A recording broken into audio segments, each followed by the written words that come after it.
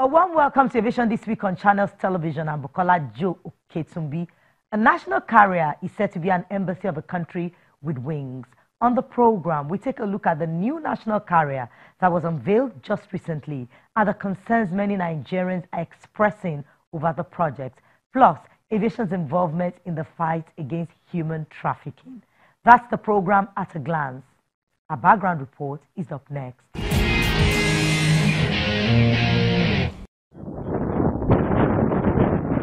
A flag carrier is a transportation company, such as an airline or a shipping company, that being locally registered in a given sovereign state enjoys preferential rights or privileges accorded by the government for international operations. The flag carrier, when it is a certified airline, rather may also be known as a national airline or national carrier.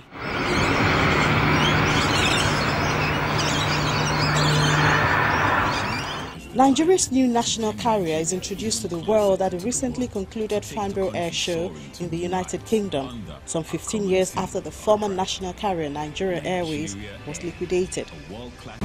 Government has been quite liberal by liberalizing the sector at the tail end of the 70s to early 80s and allowing the private sector to participate in creating robust airlines that will serve the market and that will transform the economy of that region, Nigeria. Unfortunately, the stories of the initiatives, which is well organized and respected, have not yielded the desired goals of achieving a top-class, competitive, efficient, and viable carriers. For the government of Nigeria, it's extremely important that this service is provided. It is indeed, it is a service that is needed, and also it will offer employment opportunities, and it will kickstart and ginger up and double up and rush the growth of the economy of Nigeria. 9 other attempts had been made before now, with the more recent being a joint venture with the Virgin Group named Virgin Nigeria Airways, then Air Nigeria, which did not fare any better. After a mere 4 years, Virgin Airlines withdrew from the partnership, and after only 8 years of operations, Air Nigeria collapsed. In an increasing globalized world, smart governments recognize the importance of having their flags fluttering on as many routes as possible. It's a message that certainly hasn't been lost on Singapore, whose government owns the highly respected Singapore Airlines, or Dubai, home of Emirates. In both cases, that can bring in 10 wide-body aircraft and start competing with BA. It's not possible. Are passengers pleased with this plan when the present domestic carriers can hardly live to the billings of excellent services? It's a welcome development because it's quite unfortunate that in a country like Nigeria, where the airline is not represented, like in other countries, both African and Western, they have their airlines represented before you have the other private airlines.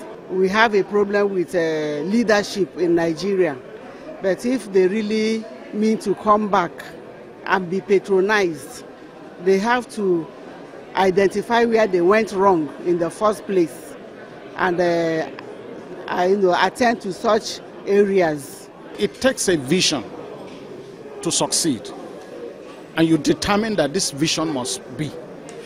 If they introduce it, and it's not a vision, it's just an idea that somebody just wants to eat, they won't succeed.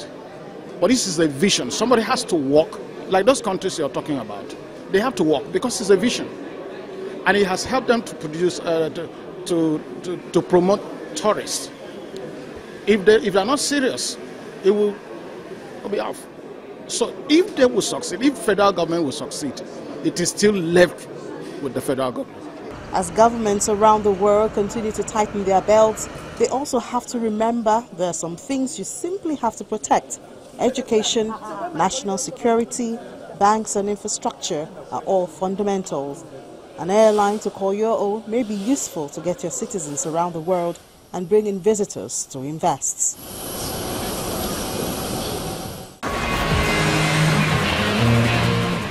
Our guest believes Nigeria can do well with a national carrier, as its existence will draw government's attention to this critical sector. There's more from him. My take on national carrier has always been that we will love to see a national carrier because it will, if implemented well, it will create jobs. It will open up the aviation industry. There will be a lot of development in the infrastructure of the aviation industry. The national carrier is coming to play in the same environment the local and domestic carriers have been operating for a long period of time. So that will also ginger the federal government to look at the infrastructural challenges that we have been having.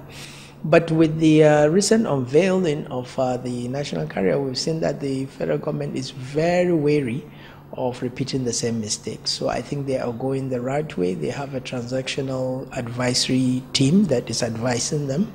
With the explanation we're receiving, there are a lot of interested parties that are interested in putting their funds into aviation sector in Nigeria. And you have to look at it that Nigeria is a growing market. As I said, if we're going to target 10% of the population, it's about 18 million. And with 18 million traffic, I think we need about 80 aircrafts to feed the market. The market is definitely underserved, and not to talk of the international market, which is purely a monopoly for the international airlines. So if we can bring up a formidable carrier that can serve the market, of course, ARIC started that, but due to the challenges they faced, they could not continue with it. So I believe the market is there, and I believe an investor that sees international investors or even local investors that sees the potential can put their money in. When you have a very good business model and when you're driven by commercial, then you will definitely succeed. I mean, there's nothing mystic about aviation industry in Nigeria. Yes, we have a peculiar nature that most of our domestic carriers have a lifespan of 10 years or less. Yeah, but you have to understand the context of this thing. The airlines, of course, are having a lot of issues with taxation and internal issues also. The airlines have internal issues, they have external issues.